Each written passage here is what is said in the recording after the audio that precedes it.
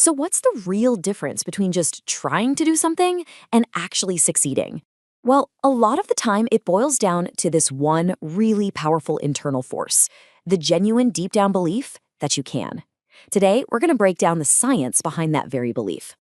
I mean, think about it. We have all been there, right? You set a goal, maybe it's getting in shape, learning an instrument, kicking a bad habit. You want that result. Sometimes you want it desperately. But somewhere along the road, you just stop. Why does that happen? Well, the answer is probably simpler and way more profound than you think. All right, so let's rewind the clock to 1977. A psychologist by the name of Albert Bandura noticed something kind of weird. He saw all these different kinds of therapies for things like phobias and anxiety, and they all seemed to work, but nobody could really agree on why. So he came up with this pretty radical idea. What if they were all secretly working in the exact same way? And here it is. This was his big breakthrough. Bandura argued that it wasn't the specific technique or the therapeutic trick that was the magic ingredient. Nope. What really mattered was how well that procedure changed our belief in our own effectiveness, what he coined self-efficacy. You see, it's not about the method, it's about what the method does to your own mind. Now, to really get this, Bandura split our beliefs into two totally distinct categories. And honestly, understanding this difference is the key to unlocking this whole idea. First up, you've got what's called outcome expectation. This one's pretty straightforward. It's just your belief that if you do X, you're going to get Y. For example, you believe that if you exercise 3 times a week, your health will improve. It's simple cause and effect. But this is the absolute game changer. Efficacy expectation. We just call it self-efficacy. This has nothing to do with the outcome. This is all about you. It's that core conviction that you, personally, have what it takes to do the thing. It's the massive difference between knowing that exercise is good for you and believing that you can actually get yourself to the gym week after week when you're tired and don't feel like it. Okay, I know this diagram looks a little academic, but the most important part is right here in the middle.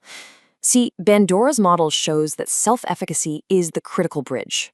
You can 100% believe that a behavior will lead to a great outcome, but if you doubt that you can actually do the behavior, you won't even start. That's the gap. That's the black hole where so many of our best intentions just disappear. So, if this belief is so darn powerful, where does it even come from? Are we just born with it?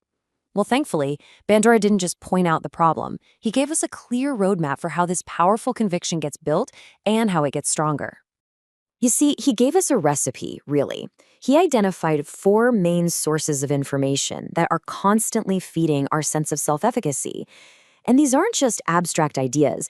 These are real concrete experiences that are shaping your beliefs about what you can and can't do right now. All right, let's run through them real quick. First, and this one's the biggie, is your own past successes, actually doing the thing. Second is watching other people like you, succeed. Third is good old-fashioned verbal persuasion, someone telling you you can do it. And fourth, it's how you read your own body signals. You know that feeling of butterflies in your stomach? Is that terror or is that excitement? Your interpretation matters. Now, while all 4 of those sources play a part, Bandura was crystal clear that one of them stands head and shoulders above the rest. It is by far the most direct, the most authentic way to build a self-belief that is absolutely unshakable. And in his own words, nothing beats personal mastery experiences. I mean, think about it. There is just no substitute for the cold, hard evidence of your own success. It's direct, it's real, and it's undeniable proof that you, yourself, can do it. A great way to think of it is like a seesaw. Every single time you succeed, even if it's a small win, you add a little weight to the I can do this side of your belief.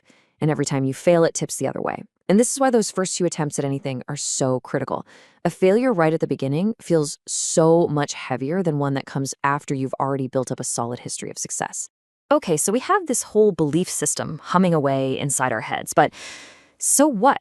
Why does this actually matter out in the real world? Well, because this isn't just some feel-good theory.